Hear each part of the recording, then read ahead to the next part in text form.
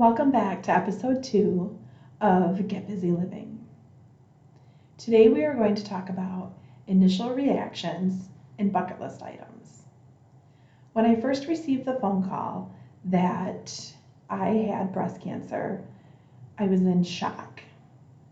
I thought to myself, not me, how can this be?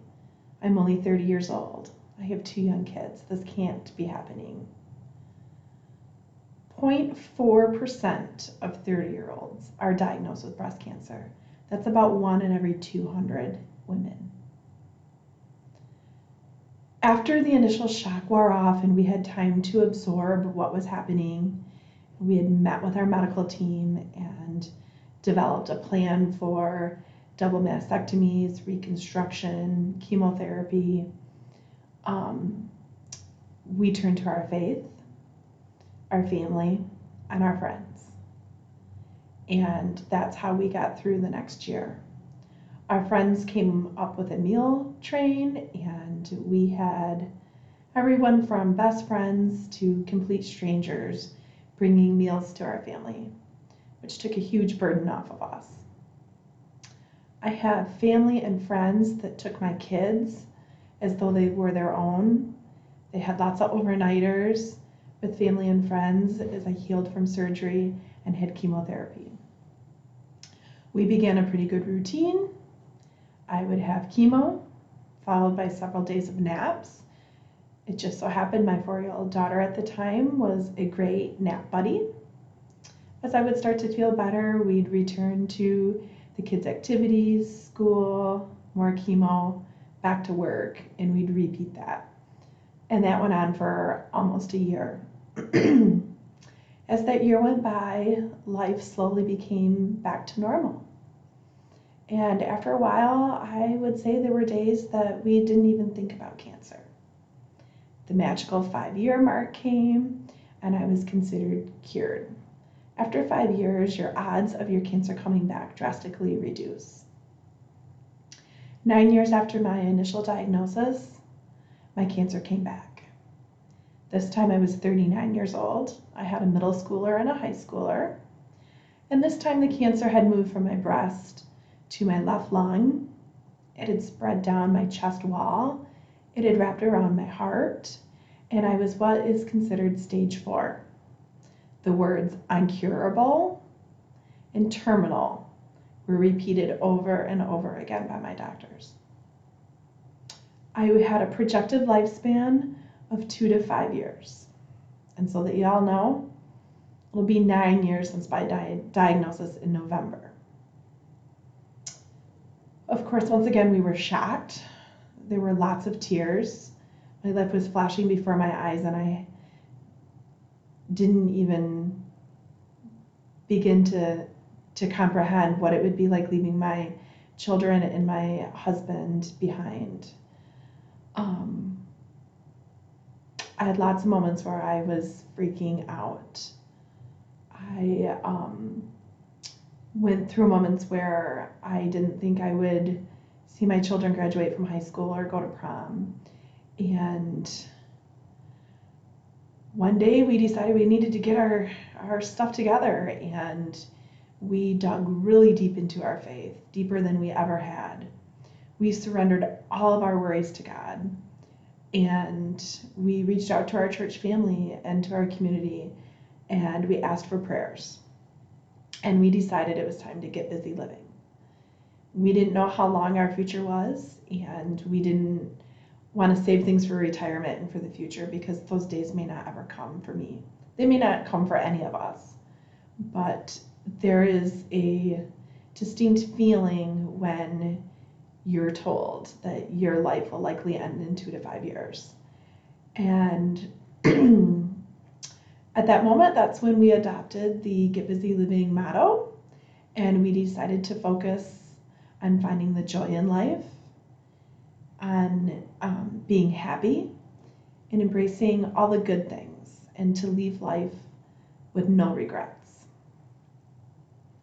We set goals, and we made a bucket list. At the age of our kids at the time, a lot of those goals focused on them. Started out with things like I wanted to be here for their prom. I wanted to be here to watch them play the sports that they loved. I wanted to watch them graduate from high school. And I did those things. I watched both of them go to prom. I got to help my daughter put her beautiful dresses on, and I got to watch them both play the sports that they love. I watched my son play in the state football finals at Ford Field. I got to watch my daughter win back-to-back state championships in track. I watched them both graduate from high school. My son has since graduated from Hope College, and my daughter will be graduating from Grand Valley State University in December.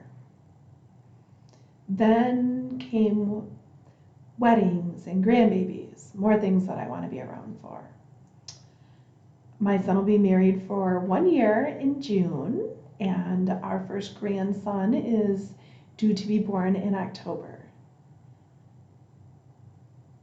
And another goal was being an empty nester. You raise your kids and you work so hard during those years of all the hustle and bustle of all the activities and chaos that comes with having a family, and you long to have that one-on-one time back with your spouse. So we're currently in our empty nesting phase of life, empty nesting era as they call it, and we love it. It is an awesome stage of life to be in, and we're totally embracing it and enjoying it. I hope to be around for my husband's retirement. I hope that we get to experience those retirement years, the relaxing years without alarm clocks and deadlines. And then the bucket list. We created quite the bucket list. I had a lot of traveling I wanted to do and a lot of life experiences that I wanted to do. One of the first things on my bucket list was New York City. And my good friend Susan and I were able to do that pretty quickly after my diagnosis.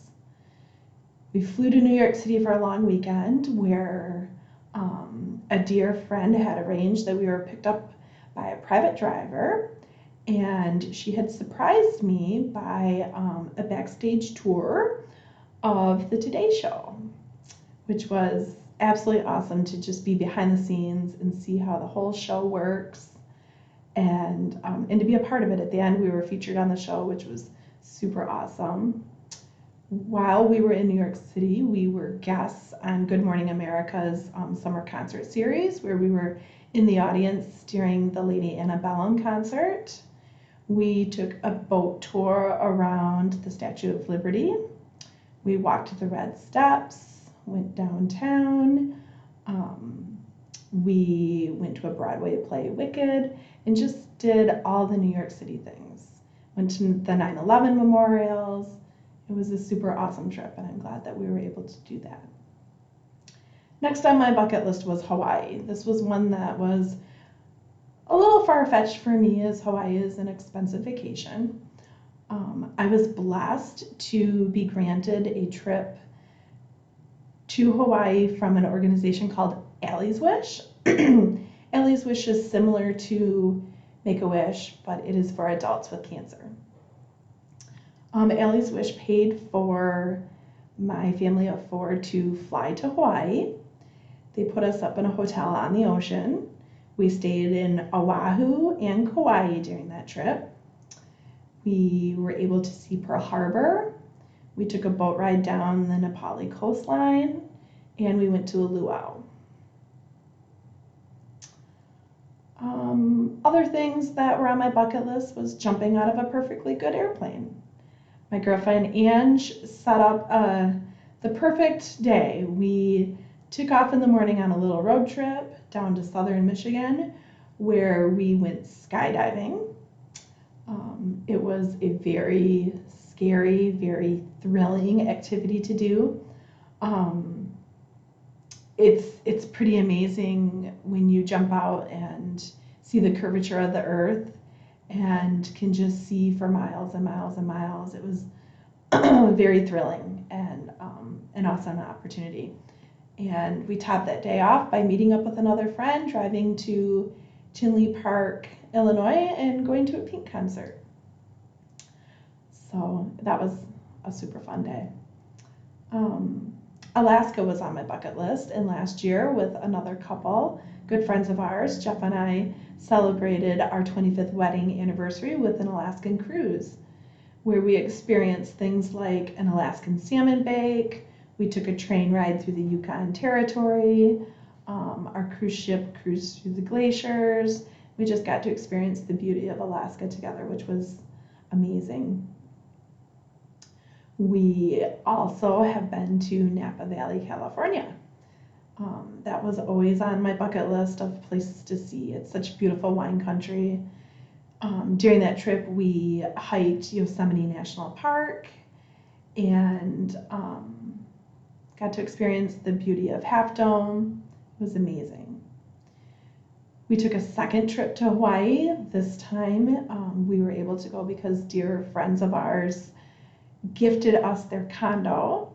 So a group of childhood friends of Jeff and I's flew to Maui this time, where we surfed the waves, we snorkeled, we did the road to Hana, we hiked the bamboo forest, and just really had quality time with lifelong friends. Also on our bucket list was a Michigan football bowl game, and we took our kids to the Peach Bowl, probably about 7 years ago now. Michigan lost horribly, but it was a really great experience to be at a bowl game and tailgate with our kids and root for our favorite football team. Looking forward, I still have things on my bucket list. I want to be around to continue to watch my family grow.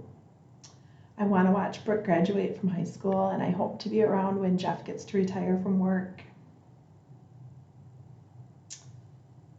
I'm sure, too, that we'll be adding more things to the bucket list, but for right now, I feel very fulfilled with the things that we've been able to do, and I look forward to the next couple years of our life where we welcome our family growing and welcome grandkids and get to that next phase of life. I'm grateful to be here. I didn't think